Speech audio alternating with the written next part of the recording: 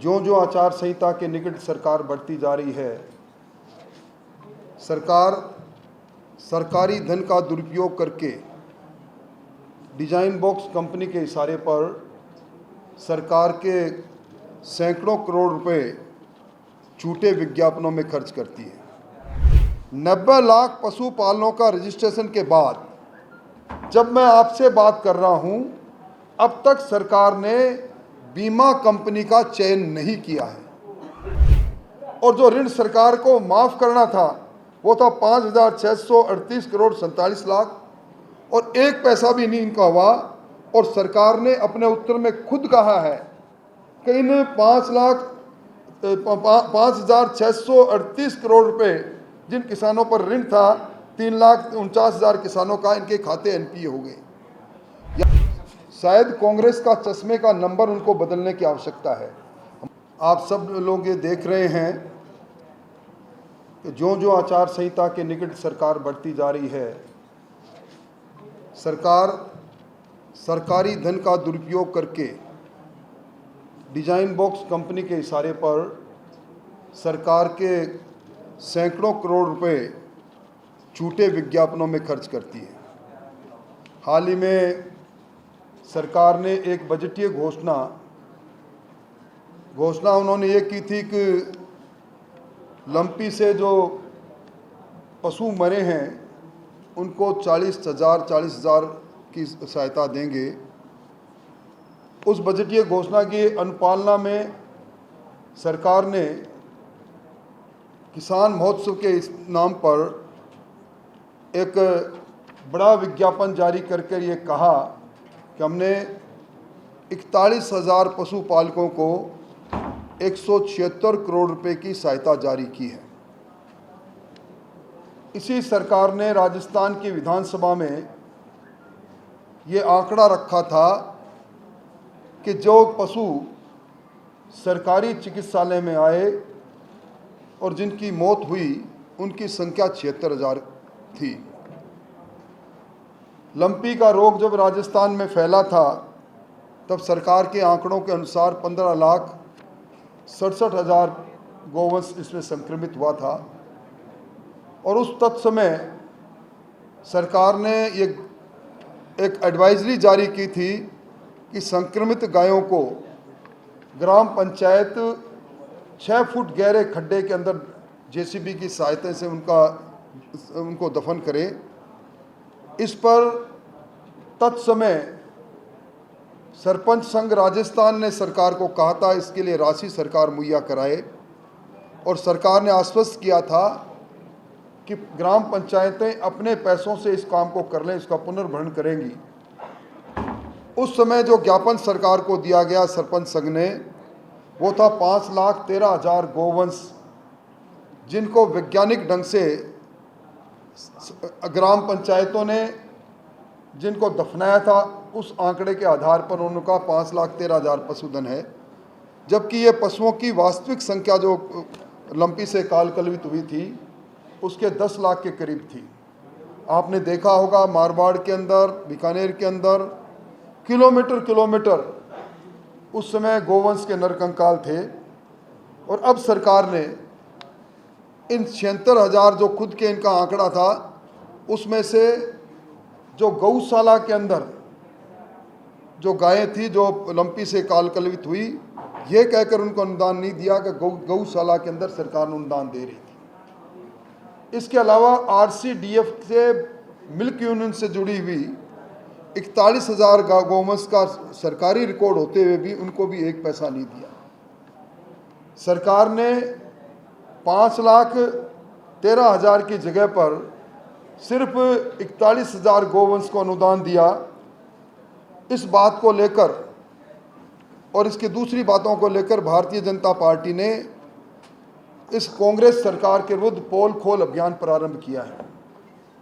इस पोल खोल अभियान के अंतर्गत हम 5 जुलाई को, जहां सबसे ज़्यादा पशुधन काल कलवित हुए थे, बीकानेर के अंदर लंपी से जिन पशुपालकों के पशुधन काल कलवित हुए उनका एक बड़ा सम्मेलन करेंगे और सरकार की वो पोल खोलेंगे सरकार ने कहा कि हमने बहुत बड़ी राहत दे दी।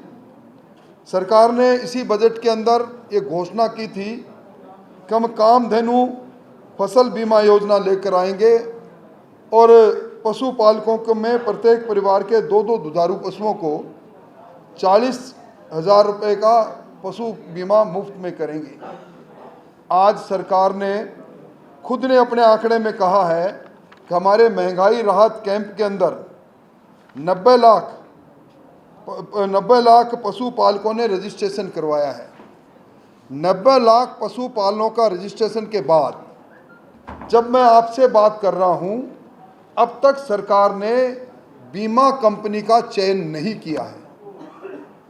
सरकार की पोल इसलिए खोल रहे हैं हम कि सरकार हर वर्ग को अपने विज्ञापनों के माध्यम से भ्रमित करने की कोशिश कर रहे हैं। ये जो दोनों बातें मैंने कही, एक तरफ लंपी के अंदर लाखों गोवंश काल कलवित होने पर 41,000 की सहायता, 41,000 पशुओं की सहायता, दूसरा पशुधन को सुरक्षा चक्र देने के नाम पर 90 लाख लोगों का रजिस्ट्रेशन और बीमा कंपनी का पता नहीं। और इसी सरकार ने इसी प्रकार ये जो इन्होंने पहले कहा था कि हम सीमांत और लघु सीमांत पशुओं का बीमा करेंगे, खुद विधानसभा में इन्होंने कहा अक्टूबर 2022 तक हमने पशुओं के बीमा करने के काम को प्रारंभ भी नहीं किया। प्रत्येक पंचायत में नंदीशाला खोलने की बात, बड़े बड़े विज्ञापन जारी हुए, इसकी पोल भी खुल गई और आज ये भी सवाल अनुत्तरित खड़ा है। दूसरा कार्यक्रम, हम किसानों की कर्जा माफ़ी को लेकर जो किसानों की ज़मीन नीलाम हुई, कुर्क हुई, सरकार ने खुद विधानसभा में 19,422 का आंकड़ा दिया। हमें जुलाई के दूसरे सप्ताह में एक झुंझुनू जिले के अंदर उन किसानों का सम्मेलन करेंगे जिन किसानों की ज़मीन या तो कुर्क होगी या जिनके खाते एनपीए हो गए। विधानसभा का एक सवाल का उत्तर मैं भी बांटवाऊंगा आपको, जिसमें सरकार ने वादा किया था कर्जा माफ़ी की बात को लेकर, और नेशनलाइज बैंक, शेड्यूल्ड बैंक, राष्ट्रीयकृत बैंक और ग्रामीण बैंकों से जिन किसानों ने कर्जा लिया था, फसली ऋण लिया था, उसके लिए 1 जनवरी 2019 को बीडी कल्ला की अध्यक्षता में एक मंत्रिमंडलीय उपसमिति सरकार ने बनाई और विधानसभा में इन्होंने कहा हम इस मंत्रिमंडलीय उपसमिति की सिफारिश के आधार पर राष्ट्रीयकृत बैंकों से जिन किसानों ने कर्जा लिया उनका 1 टाइम सेटलमेंट करेंगे।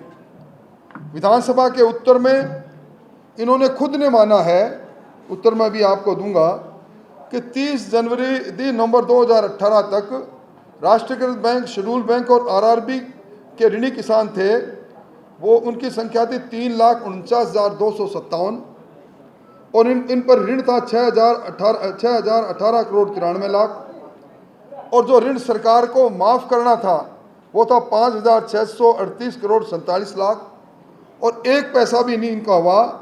और सरकार ने अपने उत्तर में खुद कहा है कि इन 5,638 करोड़ रुपए जिन किसानों पर ऋण था, 3,49,000 किसानों का इनके खाते एनपीए हो गए।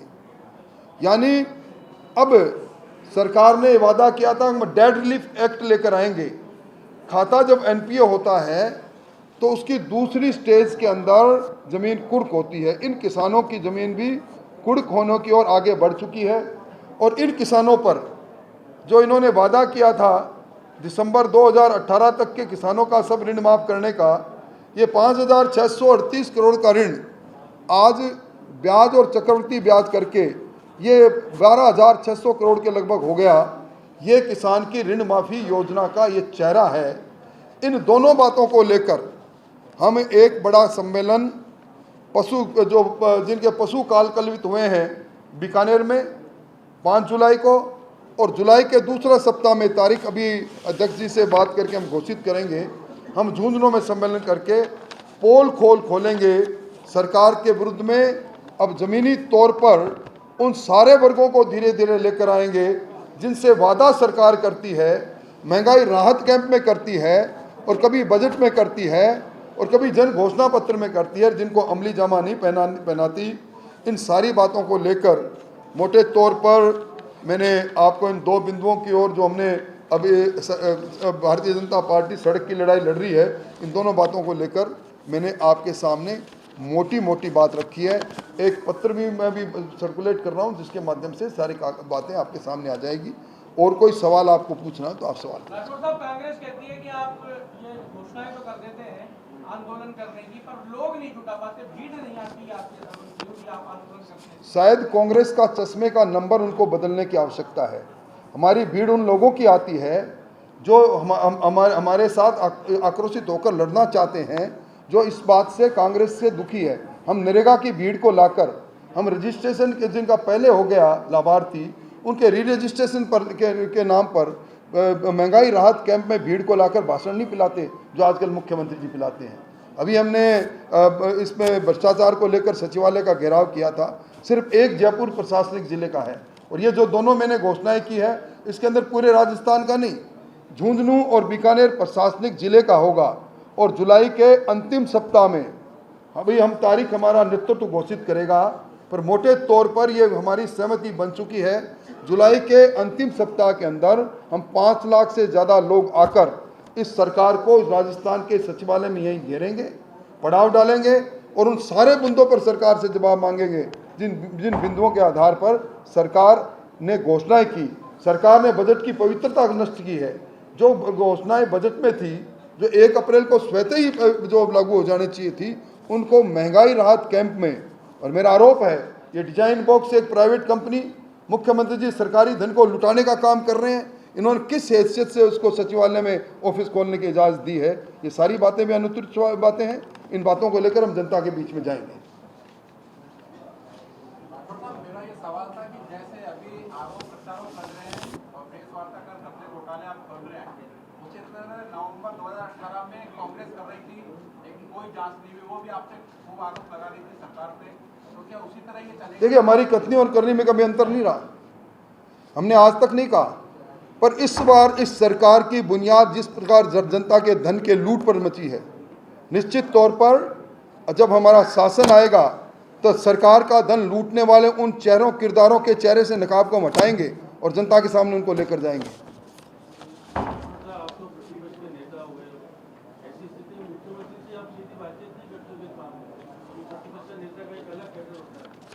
देखिए, मुख्यमंत्री जी ने ये परंपरा मुख्यमंत्री जी ने तोड़ी है। मुख्यमंत्री जी ने किसी भी मामले में कभी संवाद करने की कोशिश नहीं की। ईआरसीपी में उन्होंने आखिरी सर्वदलीय बैठक बुलाई थी, जिसमें कंसेशन ये हुआ था कि राजस्थान सरकार का एक तकनीकी अधिकारियों का एक दल जाकर सीडब्ल्यूसी में बात करेगा, वो आज तक इन्होंने नहीं भेजा। इसलिए मैं समझता हूँ कि ये बड़ी बड़ी बातें जरूर करते हैं, पर जिस प्रकार इन्होंने महंगाई राहत कैंपों का कांग्रेसीकरण किया है, सरकार के विज्ञापनों में पीसीसी के चीफ दिखने लगे हैं, इसलिए अब ये सरकार जनता की सरकार होती तो प्रतिपक्ष की अहमियत होती। इनके नज़रों में प्रतिपक्ष की अहमियत कुछ नहीं। ये संविधान की बात करते हैं, संविधान संकट की बात करते हैं, पर खुद संवैधानिक प्रावधानों की पालना करते तो बजटीय प्रावधानों को का इस तरह मजाक नहीं उड़ाते। अभी आपने कहा 41,000 गौवंश आपके यानी जो कांग्रेस गवर्नमेंट ने दिया, आपके हिसाब से कितनी है? आपने लाखों संख्या बताया, लाखों।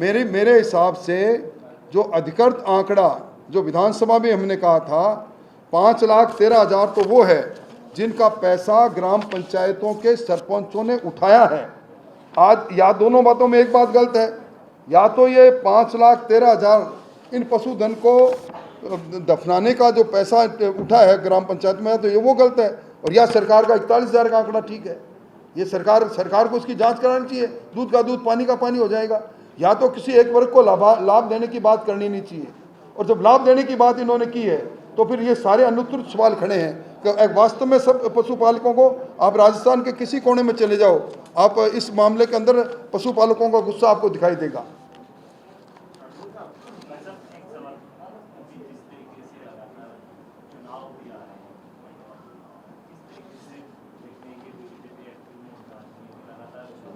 देखिए, बीजेपी एक्टिव मोड में नहीं होती तो आपने अजमेर की सभा प्रधानमंत्री जी की देखी होगी, आबू रोड की सभा देखी होगी। अब हमने पिछले सप्ताह ही यहाँ एक आंदोलन करके भ्रष्टाचार के खिलाफ हल्ला बोला था। पोल खोल अभियान के अंदर हमने आगे का कार्यक्रम किया है। अभी उदयपुर में और कोटा के अंदर हमारे बड़े सम्मेलन होने जा रहे हैं। बीजेपी एक्टिव मोड में प्रारंभ से ही थी। हमने सरकार के खिलाफ जो शिकायतें दर्ज की है, 10 लाख से ज़्यादा शिकायतें जब हमारी पेटिका में आई, वो सरकार की पोल नहीं है तो क्या है। इसलिए ये कहना कि कतिपय लोग ये कहते हैं कि बीजेपी एक्टिव मोड में नहीं, बीजेपी एक्टिव मोड से एक्टिव मोड में है। वो शिकायतें चार्जशीट इस सरकार के आरोप पत्र के आपका आधार बनेगी। वो उन शिकायतों के आधार पर हम उनको कोडिफाइड कर रहे हैं और उनको जब शासन में आएंगे तो जो शिकायत उनकी इस सरकार से थी, उस सरकार को उसको दुरुस्त करने का काम हमारी सरकार करेगी। उसमें क्या विधानसभा में क्या 10 लाख शिकायतें रखी जा सकती है? विधानसभा में वो बुनियादी सवाल है। आप विधानसभा की प्रोसीडिंग के साक्षी रहे हैं। पहली बार आ रहे हैं आप प्रतिपक्ष के नेता के रूप में, पहली बार पेश हो, क्या स्ट्रेटेजी करने को तैयार है? वो जो विधानसभा का सत्र आउट होगा तब मैं आपको बताऊंगा। आज तो विधानसभा का सत्र दूर की कौड़ी है, ये बुलाएंगे कि नहीं बुलाएंगे ये भी पता नहीं। मुख्यमंत्री जो सॉफ्ट हिंदुत्व पे चलने की कोशिश कर रहे हैं, इससे बीजेपी में कोई घबराहट है? कतई घबराहट नहीं। बीजेपी के लोग जानते हैं कि हिंदू और हिंदुत्व की परिभाषा को विकृत करने वाले इनके नेता के बारे में भी जानते हैं, इनके बारे में भी जानते हैं, और राजस्थान को सांप्रदायिकता की भट्टी में जिन्होंने झोंका उनको भी जानते हैं। हनुमान जयंती पर धारा 144 लगाने वालों को भी जानते हैं। सालासर के राम मंदिर को तोड़ने वालों का भी चेहरा जानते हैं, तो शिव मंदिर को कटर से काटने वालों का चेहरा भी जानते हैं।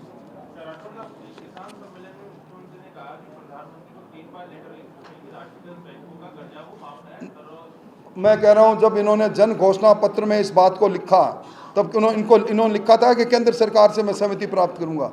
क्यों लिखा और किस तरह लिखा?